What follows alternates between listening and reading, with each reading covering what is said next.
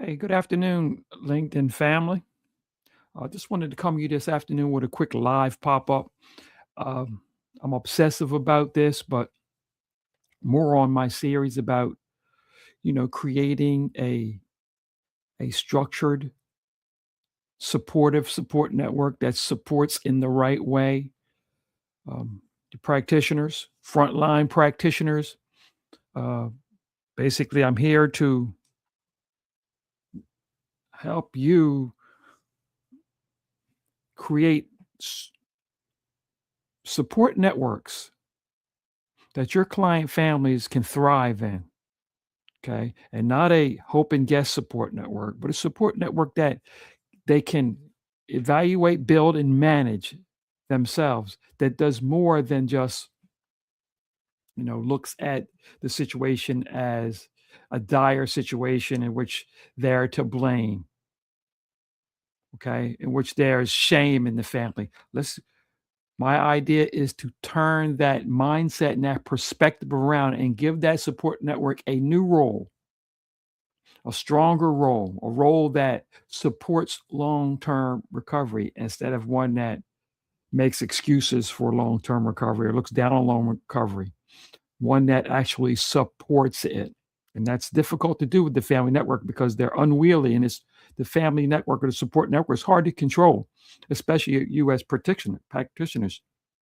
You are struggling to have control over your subject client, more or less control over his entire network. So what we do is we want to go into that network, give them a new way to look at this and feel the situation. I want to start off by saying that, and it's obvious that most providers treat the individual as you should, okay, while the family system unintentionally reinforces instability. So many times, knowingly, unknowingly, um, sometimes because of a lack of skills, the family or support network is left wanting when it comes to a recovery situation. And as I was having a conversation today, the recovery network is so important. This is a people business. People support people. People get people in trouble. People get people out of trouble. And when we don't ignore that and curate that support network properly, it doesn't happen. So my intention is to bring this to light, talk about it, and eventually get frontline practitioners to install a restorative life management programs, which we're going to start right now. So let me put my little buzzer up there so you'll know what we're talking about here. Restorativelife.management.com.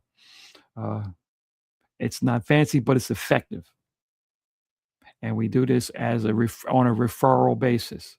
So you get with us and present us to client families that could use this, which we believe most could, and teach them how to restructure and build a new type of network. So families and friends are usually loving but untrained. Love without structure often becomes counterproductive in recovery. Let me clarify that. When I say untrained, do not propose putting clients through training regimens because, like I said, support networks are difficult to attempt to manage, and that's what most of modalities do. We try to get in there and teach them the right way or teach them how to look at it. It's very difficult to teach them how to look at the situation in that manner. But what we can do is give them a new perspective, a productive perspective, a perspective that supports learning, supports environment, supports progress in every way. And that's when we can turn that support network's mindset and have them see that recovery and their role in it differently. That's the big thing. And I think that will give your client, your subject client, so much more power in this situation when they have everyone behind them. Okay. Normal ways of doing stuff is difficult to get behind them. So to talk about the gap, what are we dealing with here? Obviously, families are usually frightened. Family and friends are frightened because most of the time they don't really understand what they're dealing with. And our attempts to make them understand that by educating them on the subject, there's a place for it, but I just don't think it's the first place that we should put a family in position. We should first teach them how to become organized, structured, and all pull in the same direction and have a common goal. And the common goal, again, and I'll say it a million times, the common goal is not to just get better. The common goal is to achieve. I'm a firm believer that in this state, there's a portion of your client families who, as bad as it seems, they might be in one of the best positions they've ever been in their lives because they are in a position where their backs are up against the wall and they can look forward and move forward and actually make a plan, a lifelong plan. And a lot of times they're not. Without this situation, they're not in a position to do that. And then they're emotionally exhausted. Most of the time, uh, these families are tired, worn out. Excuse my cough.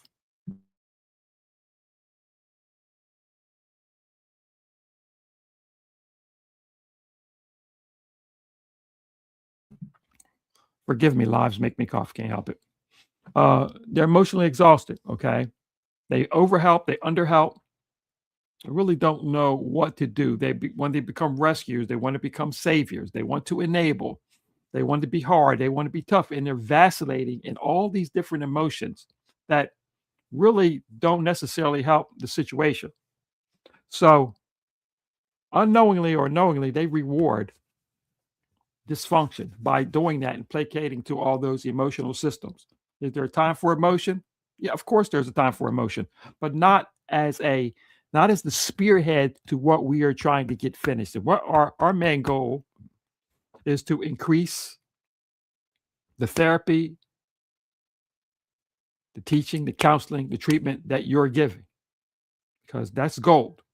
But when it goes by the wayside and family and the client family can't concentrate on it, they're missing what we're doing. So our goal here is to make your treatments and your therapies, counseling, much stronger, easily absorbed, better absorbed, more useful. So that's what we want to do. And that's our main goal. Excuse my cough. So very few systems truly work with the families in the way that we think they should. Uh, Behavioral reinforcement is just that. Uh, we try to get support networks, okay, to become a reinforcement, okay? And a lot of times, the way we've been going about doing it, if you are a practitioner and you don't have a special dedication toward the support network, I think that you're behind.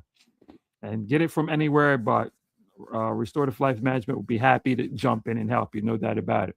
Uh, we have to dedicate ourselves to motivational structures. And no, motivation is not the only thing that does, but motivation is also a key. Okay. Healthy accountability. In a restorative life management program, accountability is one of the main cogs. Okay. It's started, it is accentuated, and it is built brick by brick. Accountability is huge, and we built that with that structure in mind. Okay, as far as emotional regulation goes, that comes when there is accountability and everyone's pulling in the same position. The emotional ups and turns is when the whole support network is not working as one. They should be like a synchronized rowing team, all working as one. And again, you're able to do that when you set the agenda for how they should support. I know that sounds difficult, but set the agenda on how you need them to support. Because if left on their own, they will go out in all different types of directions. Bigger personalities will dominate. Uh, you're never quite sure which part of that support network is influencing your client, your subject client, more or less. So the best thing to do is get everybody in one rowing position. Okay. RLM, our position is this. Okay. We want to train the family system to become an organized recovery asset instead of an emotionally reactive crisis management system. That is so important. So many times we're dealing in crisis management, and the support network doesn't know when to release crisis management because so many of the recovery theories are telling that the recovery will last forever. I'm not here to dispute recovery theory, but I'm here to say that support management has to be in a place where support networks have to come out of a place where they're in crisis management. They must. They must begin to normalize the achievement and the direction and the goals that the subject client has. We have to be able to normalize that. And the only way to do that is start from a base accountability system where you, as the practitioners, are directing the participation of the support network group. As simple as that. Why does this matter clinically? Well, many of the relapses are not purely biochemical events. And I don't have to tell you that, you know that. And they are relational and environmental events. In other words, how is that subject client dealing with his physical and personal and mental environment? That goes a long way to their ability to now absorb, practice the information that you are giving. The bottom line, again, is that we cannot really do all we can do for them unless they are absorbing everything that you have to offer. Okay. It doesn't do any good if they're only getting 25% of what you have to offer. What we need to do is we need to magnify that percentage, on what you have to offer. So, what we want to do is make sure that families aren't discounting certain things that we find important. Do not discount accountability for sake of placating or rescuing or enabling. Okay, we and it's very difficult to get a family member together, a family support network, and tell them not to enable when it's a lifelong habit that they have been doing, and until they're given another activity or another focus, they will continue to do that. And trying to talk them out of it without providing them a different focus is the proverbial waste of time. Okay, because they will continue to try to react to the situation. And until given a better situation and a better way to react to it, they will continue to react to it. And what that ends up doing is chipping away and weakening at any motivations you have, any mindsets, theories. It'll continue to chip away at that until we secure that network. Okay. Uh, we don't want that network to get in there and emotionally create dependencies or destabilize the recovery structure in any way. So, the bottom line for this quick live is that you, as a practitioner, frontline practitioner, understand that it's okay for you to set the treatment, the recovery agenda.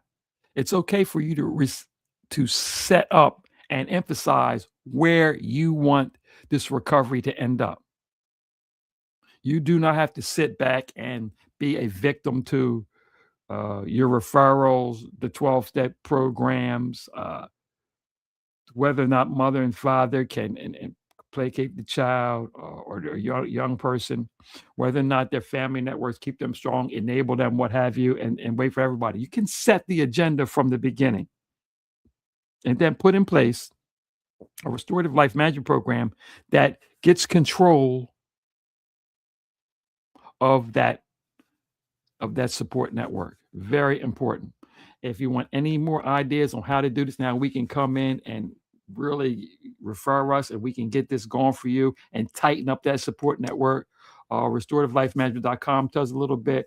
Best thing to do is email me at richardjones@secondstarts.com or go to secondstarts.com and enter some information there. Get in touch with us. I have a LinkedIn presence, obviously, Facebook presence. Uh, so please, if you are a practitioner, a frontline practitioner, let's get in there and let's try to make something happen and start to really strengthen those support networks. Thank you.